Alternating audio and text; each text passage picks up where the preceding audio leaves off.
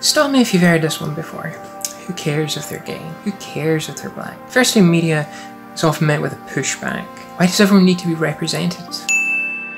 See, I'm queer, right? And when I was growing up in the 90s, there was no representation for me in the books I read, the TV or films I watched, or in the games I played. And I mostly grew up in the arse end of Scotland where there was no queer culture around. Seeing someone like you, even just on screen, helps cut through a society that's telling you to be straight or to be cisgender. It tells you there are people out there like you. It's okay to be you. That your experiences are not unique, that you are not alone. I didn't have that. I grew up a whole lot not knowing that I was queer. One of the first and most important bits of exposure I got was through games. Games like Jade Empire and Mass Effect. RPGs where you could choose your character's romantic relationships. And gay relationships existed in those games.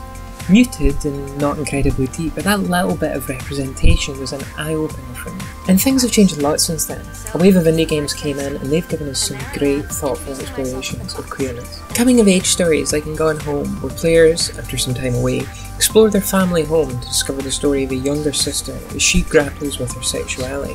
Or Butterfly Soup, a visual novel that casts players as a teenager who, along with her friends, is coming to terms with their identity, all while getting caught up in their passion for baseball. Then there's Night in the Woods, with players following the story of Mae Borowski. She returns to her hometown after a stint at college, finding things have changed a lot in her absence, and she has too. Even big budget studios have given us action heroes with queer identities, in the likes of Billy Lark in Dishonored 2, or Ciri in The Witcher 3. Just this year, at E3, the world's biggest game event, Sony put this in the trailer for The Last of Us Part 2 on their main stage, broadcast to millions. I think they should be terrified of you.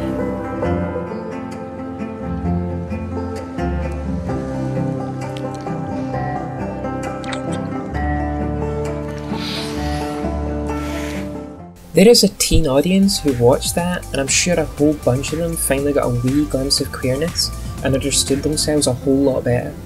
That's amazing. And that's the power of representation. In a world determined to put people in boxes where the defaults are white, male, straight, cis, representation helps people find themselves.